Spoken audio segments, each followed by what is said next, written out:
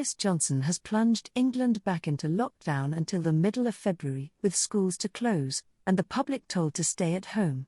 Damning new evidence presented to the Prime Minister by scientists over the last 24 hours have left him feel he has no choice but to take urgent action.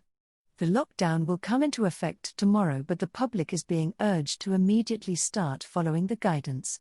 In a televised address to the nation, the Prime Minister announced a return to square one, with restrictions set to largely mirror those introduced at the start of the pandemic last March.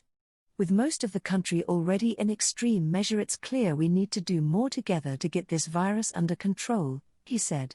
That means the government is once again instructing you to stay at home.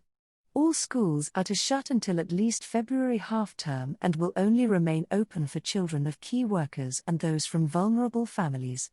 University students are told not to return to campuses and for the vast majority of courses to be delivered online throughout the lockdown. The announcement from the Prime Minister came after a surge in the number of coronavirus infections. Today's figures indicate 58,784 new infections have been recorded in the last 24 hours. It is the seventh day in a row more than 50,000 infections have been registered, with the case rate rising 49.8% over the past week.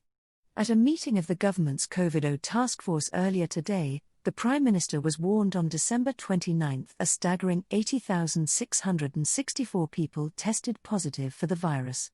Hospital admissions have also surged past the peak of the first wave of the pandemic, with 26,626 COVID patients in hospitals, 40% higher than the highest point last spring.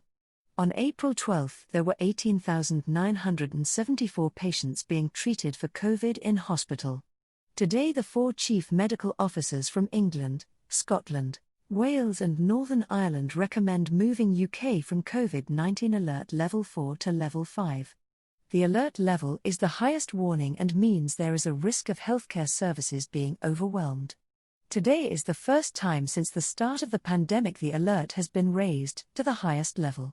In a joint statement, the chief medical officers said, "We are not confident that the NHS can handle a further sustained rise in cases, and without further action there is a material risk of the NHS in several areas being overwhelmed over the next 21 days." The sharp rise in infections has been blamed on a new strain of the virus which transmits more easily. Scientists believe the mutant strain is up to 50% more contagious.